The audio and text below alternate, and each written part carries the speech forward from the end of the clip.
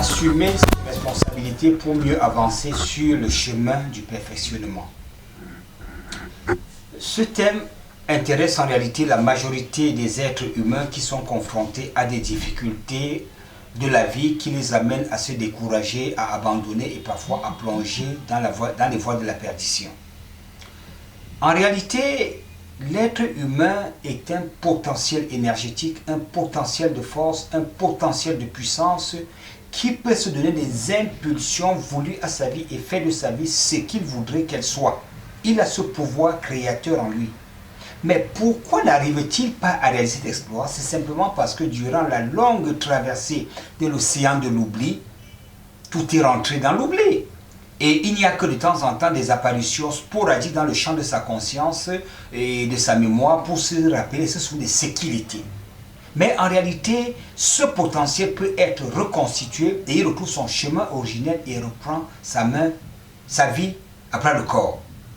Mais avant de continuer, je voudrais dans un premier temps revenir sur des concepts essentiels que sont l'éducation, l'enseignement, la formation, l'instruction et l'initiation. Déjà, pour ce qui est de l'enseignement, la formation et l'instruction, ces trois concepts touchent plus particulièrement la faculté mentale et plus spécifiquement la faculté intellectuelle. Et nous comprenons pourquoi est-ce que le monde a un développement intellectuel hypertrophié qui ne débouche que sur la spéculation, mais qui en Afrique aujourd'hui est contre-productive. Parce que l'Afrique, sur tous les plans, occupe la dernière place. À l'opposé des pays asiatiques, qui avaient un même niveau de développement que nous il y a 70 ans, mais qui aujourd'hui sont devenus des pays émergents, nous allons chercher des financements, la technologie près d'eux. Le paradoxe aujourd'hui, c'est que ces pays ont surfé sur le développement de la compétence humaine.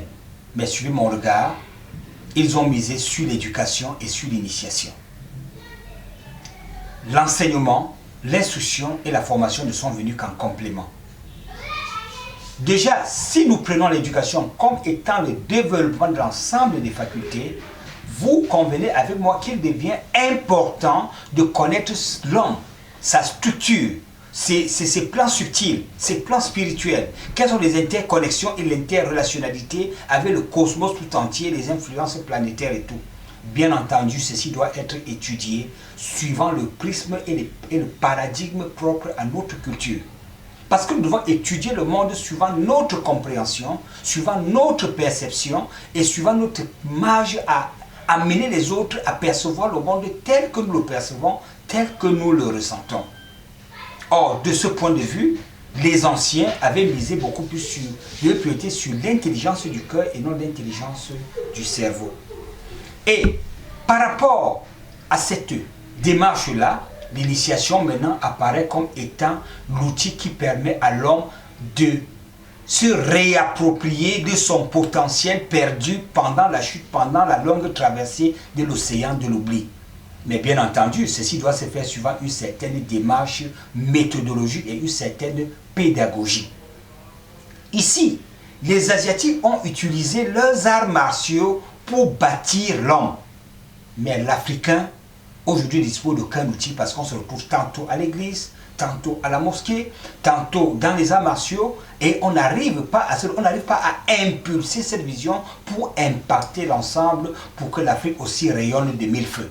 Sur le plan sportif, on s'essaye, mais c'est encore balbutiant. C'est encore balbutiant. Nous avons, pendant 35 années de recherche, construit un ensemble d'éléments qui nous permettent d'indégénéiser déjà le processus du développement humain, la formation du capital humain. Nous avons mis en place une chorégraphie, un art, un sport qui s'appelle le Béné, qui se conçoit suivant l'ontologie africaine. Entendez par ontologie la science basée sur la connaissance de l'homme, qui étudie l'homme dans tous ses aspects. Et dans l'ontologie, on peut loger toutes les sciences qui existent, parmi lesquelles les sciences spirituelles. C'est pour ça que les penseurs d'avant étaient polycompétents. Ils étaient à la fois mathématiciens, philosophes, physiciens et que sais-je encore. Donc l'homme a ce potentiel. Et à travers notre art, il y a une méthodologie, il y a une démarche rigoureuse, une certaine pédagogie qui vous permet de traverser les différentes échelles, les différentes étapes pour vous approprier de votre vie et de faire de votre vie ce que vous voulez qu'elle soit. À ce moment, le destin et la destinée ne deviennent que de lointains souvenirs parce qu'il n'y a plus d'obstacles pour vous arrêter dans votre longue marche. Et c'est à ce niveau que nous parlons de l'initiation, qui est un ensemble de processus qui doivent ici reposer maintenant sur deux aspects plus hautement scientifiques et pédagogiques que nous devons ici appeler l'ingénierie intérieure et l'architecture intérieure. Ces deux segments que j'apprécie personnellement. Parce qu'on ne peut pas gravir les échelles si on ne commence pas par une certaine architecture. Et cette compréhension doit nous amener sur le terrain de la réalisation des infrastructures. Vous savez, toute réalisation, on commence d'abord par la validation des plans, dont l'architecte est au départ. Une fois que l'architecture est arrêtée, on peut passer à la réalisation qui est celui de l'ingénierie. Or, de ce point de vue, en Afrique, quand vous regardez nos plateaux de télévision, on a beaucoup plus de spéculateurs que de personnes qui détiennent la science. Et vous allez connaître des caractéristiques. La spéculation a comme résultat les accusations, les plaintes, les explications, les excuses.